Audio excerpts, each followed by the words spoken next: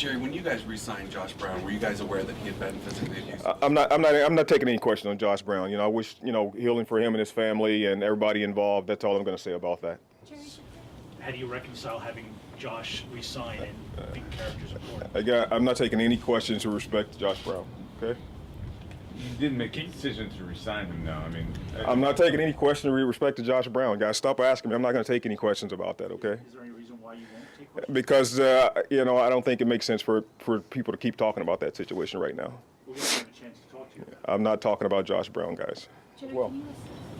Jerry, how do you think Eric Flowers has played on the field, and obviously, in terms of his progress, with the off-field and his maturity? Eric has done okay. Eric is, he's still a young player, and I think he's 21 now, and he's played a season and a half. So we think he still has a lot of upside, and he'll continue to improve. Were you concerned about his off-field incident where he shoved a reporter after a game? I'm just talking about what he's doing on the field, guys. I think he's going to be a good player for us. Zach is back. It's the Zach Gelb Show on Fox Sports 920 The Jersey.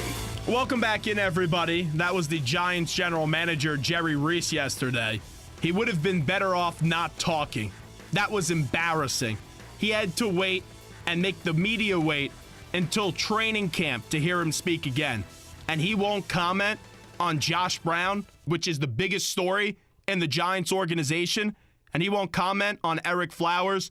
Disgraceful job by the Giants general manager. And now joining us, he's not a disgraceful journalist. He's actually a very good one. And that's Neil Best, a longtime columnist from Newsday, who joins us right now. Neil, appreciate the time today. Welcome to the Zach Gelb Show. And how are you? I'm good. Well, at least he talked a little bit about Eric Flowers' playing development. That was something. That whole thing was just. You know what the worst thing about it to me is? It's not just not answering questions when he hadn't been, available to do so previously. But the thing that bothers me the most, or that should bother the Giants the most, is that for weeks now, the players have had to deal with these questions in the locker room like every day, and most of them have, tried to answer them to varying degrees of success. But the bottom line is they've had to deal with it. The coaches had to deal with it. John Mara, on a limited basis did, even though he didn't handle it great, but at least he addressed it. The idea that Jerry doesn't have to talk about it is just bizarre.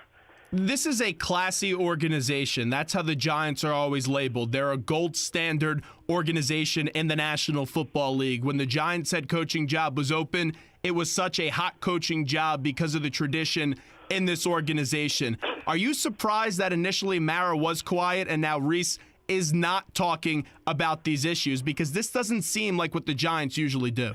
Yeah, for John, there's been two phases of John Mara's. He was too slow to talk about it, initially, and then he did talk about it in the summer. And then, the second wave, he was again too slow. Then he did talk about it. Then he kind of, had to come back and clarify it. So, yeah, I don't think he handled it great by any means. But, again, at least he did talk about it eventually when he had to. So, look, I've known Jerry Reese since, we were playing pickup basketball in Albany, and he was a scout, and, we go way back, but and obviously the guy has done a good enough job to win 2 Super Bowls in his job. But the media relations part of it has never been a strength of his, and if anything, the longer he's been in the job, it's gotten worse, not better. So it's a very odd thing about his sort of legacy, if you want to use that word, that the media part just hasn't really resonated somehow. And you're exactly right, because if I'm a player, I'm saying, well, why the heck is the general manager not talking about it? And if I'm the coach, I'm saying the same thing. My question to you from that is, can you see a situation where maybe Mr. Mara says, hey, Jerry, you got to get back out there and start speaking about this? Well, I guess that's possible. At this point, that would be kind of awkward, but I suppose it would be better than what did happen.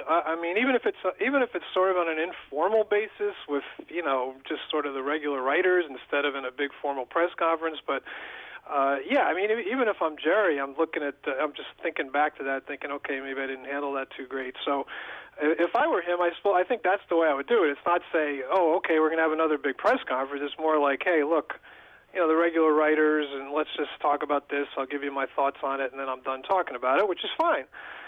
It was just as you said earlier. He would have been better off just saying, "Okay, I'm just not talking about anything," because you just look sillier if you do it that way.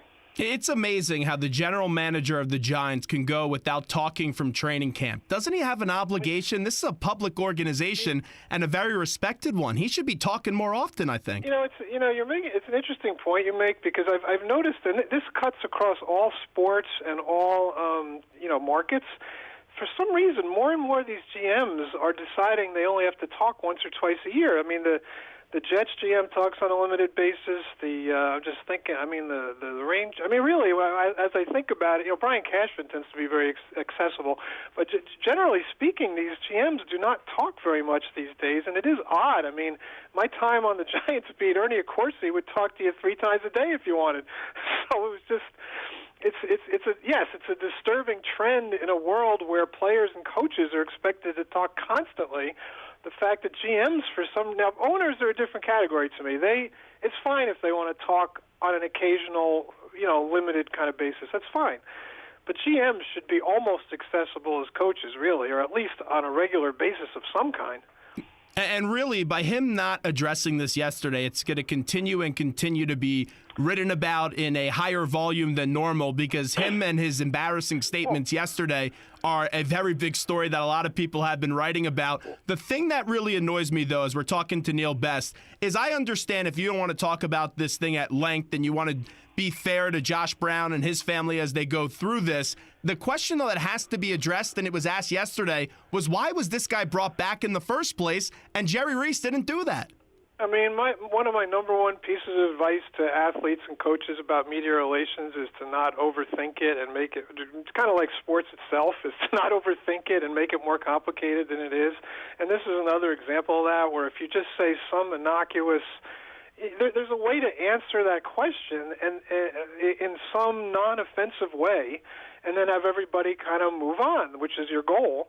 And by doing it this way, as you said, you just create a story for another day. So it does amaze me how people make this much more complicated than it has to be, and inevitably get themselves in more trouble than if they had just answered a simple question. Neil, you've been covering sports for a very long time, and you do a very good job at that.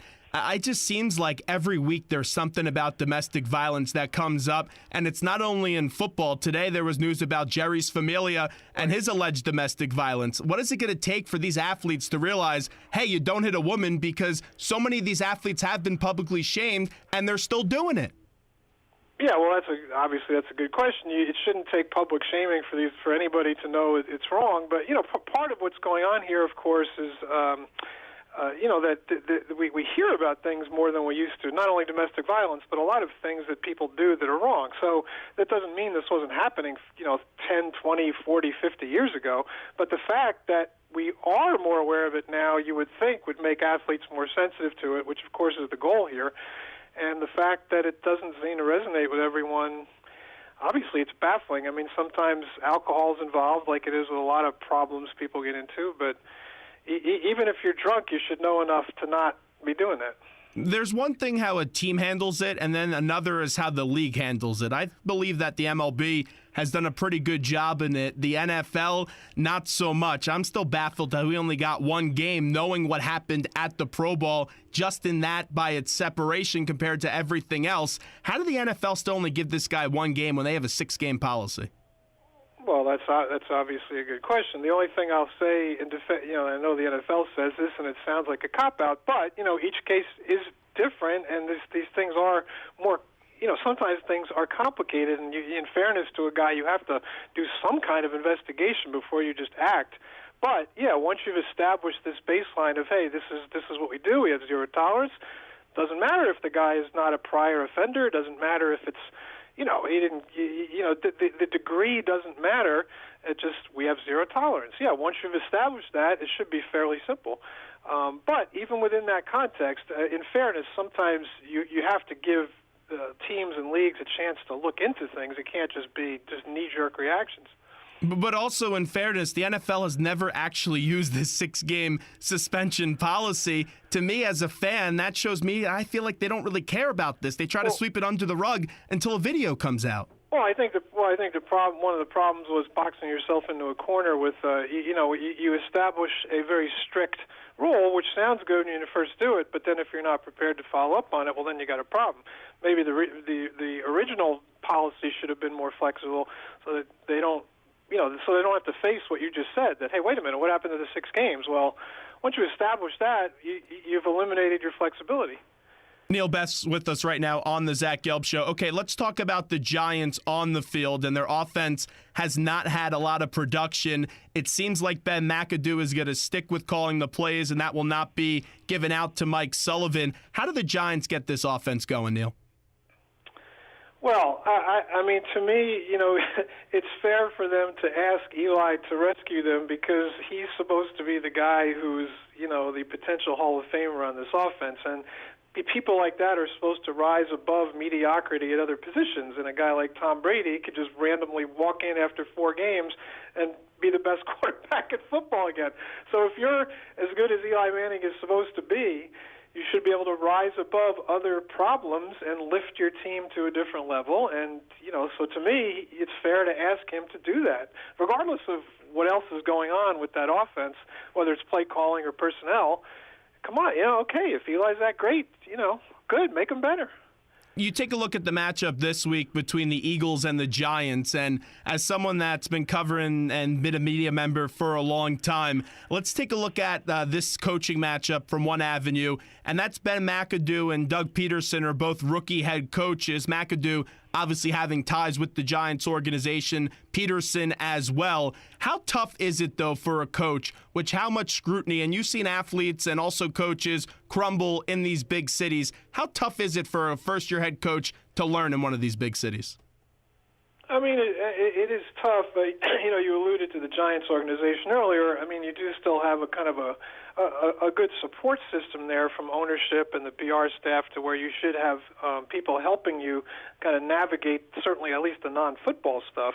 I think the football players at least know him. As far as I know, they know him and respect him because they know his work from when he was a coordinator. But as far as the other stuff goes, look, Ben McAdoo is not comfortable with the media stuff. I know that. But if he wins, it's not going to matter. And in the short term, it's fine. But the problem when you're not comfortable kind of expressing yourself to fans and the media is that when you start losing, it becomes very difficult. Now, he's 4-3. It's hardly been a disaster. As long as he keeps that team in contention, it's fine. Like you said, he'll learn on the job, just like in Philly, and it can work. But if things go off the rails, that's when you really get tested about how you can handle that scrutiny. Neil Best is with us right now. Neil, what's the biggest reason for ratings being down in the National Football League? Wow, you've asked the question of the year, haven't you? I don't think you can say one thing is number one. I mean, to me, the election is a factor because I know there's times when I should be watching college or pro football when I get derailed by getting hypnotized by cable news networks because I can't turn away. So I think that's definitely a factor. But, the NFL product, I mean, I'm much more of a football guy than a baseball guy. I'm mostly a hockey guy. But I certainly pick football over baseball as a fan. And some of these games this year are just painful. I mean, with the flags and the replays, and I'm just not into it as much as I used to be, and it seems like the whole country is feeling that way. So that's another part of it. And I think oversaturation is a valid concern where you turn on a game on a Thursday night and you're just not excited. It's like, oh, okay, there's another game, So, look, it's all of these things. The NFL is not about to crumble and become, fall behind hockey and become the 4th sport in this country. So I'm not too worried about the NFL. But it's a part of its gravity. I mean, I've been covering media for 12 years now, writing every year that how long can this keep going up and up and up and up when everything else on television's down? Well, maybe finally gravity caught up to the NFL and you can't go up forever. And maybe it's time for like a sort of a market correction where they're not as wildly popular as they've been the last few years, How much does the frequency play into that? Because now you have games on Thursday. Yeah, you have games. I think it's a problem. Now it seems a little silly to say when there's still so many fewer games than the other sports. I mean, basketball, hockey, and baseball are endless. So there's still a scarcity compared to the other sports, which helps the NFL. But yeah, I mean, the Thursday night games are a problem. They're just not special. And then 9:30 in the morning on Sunday. They're just trying to maximize their revenues and their product. They're not doing, like, to me, it's not crazy what they're doing. But yeah, I mean, some of that specialness seems gone. I mean, on a Sunday night, all of a sudden, so this is my fourth game of the day. All right, how am I going to do this? And then to add to all the other factors like the election, now all of a sudden here comes baseball with this dream matchup where they beat football Sunday night, and they're going to have a huge number tonight for Game 5. Game 6. So baseball is, come along and sort of at just exactly the right time to, like, I think I did a tweet earlier today that baseball should taunt the NFL, but of course the NFL officials would throw a flag on them. So anyway, whatever. That's a good job out of you. I do follow you on Twitter. Were you surprised, though, that Game 5 beat the Sunday Night Football matchup? Not really. Look, I thought it would be close. First of all, when you have two major events like that going on, I always thought ratings are a little bit silly because so many people are bouncing back and forth. But it's not as if most people are watching one to the complete exclusion of the other. But let's put it this way, I was surprised by the magnitude of how much it beat it by, yes. And that they could do that kind of number on a Sunday night against that competition, against Walking Dead. I mean, that's impressive. And, of course, tonight, with much less competition, they're going to do a great number. Now, next year, if it's, Rays against Diamondbacks or whatever, it's going to go back down to record lows, I guess. But for now, baseball's on a tremendous high. Does Kaepernick factor into the ratings being down? I don't believe in that, but some people do. Well, see, I can answer that question and tell you that I think it's complete nonsense and a non-factor, but if I do that, I'll be buried with angry emails from people telling me that I'm insane and this is a huge movement and I'm completely wrong, so I'm not even going to answer that question. All right, how about the commissioner? No, I'm just kidding. I'm not kidding. The people on Twitter, Neil, are awful these days. They kill you if you don't do something one way. I mean, I'm not kidding about the angry emails because I know that will happen, but no, to answer your question, I do not think that is a major factor in the ratings. No, I do not. I'm seeing the tweets already. Neil Best, what's this guy talking about? How about the commissioner, though? Because a lot of people don't like him. Does that play a factor into it? Well, I mean, I think that plays into the larger sort of negative vibe surrounding the league right now. So I don't know if you can separate out just the commissioner, but in terms of the sort of bad image things happening, and you can throw Kaepernick into that mix. There's just been a lot of things that the NFL has. A lot of bad vibes in the last couple of years. So, yeah, I think you can put Kaepernick and the commissioner and all that kind of into that stew and say that that's hurting also, yeah. And the last thing, I look at some of the matchups in these games, and they're just bad. How about the league? They schedule some good games on Monday night. I think that's true, but it's weird because, nothing fundamentally has changed in terms of obviously it's the same teams in the league as we've always had, and yet it somehow seems like there's less juicy matchups than normal, and it could be because other than the Patriots, what is the second best team in the NFL right now? It's not that easy to answer. So you've got the Patriots, then you've got everybody else. So what is a great matchup? I don't even know. Like, obviously Eagles-Cowboys was a good matchup, it was a good game, that's fine. But, there's just not that many of them at the moment. And now they try to get every team on prime time. It used to be a privilege to play on prime time. Now it's just give it to everybody. Well, Thursday night, literally every team has to play once on Thursday night. But the Sunday and Monday thing is, but look at, last night. I mean, Bears-Vikings is not a bad, in theory, that's not a bad matchup when you're making the schedule. And yet somehow people didn't care anyway. So. Well, Neil, we appreciate it. Always fun to talk to you.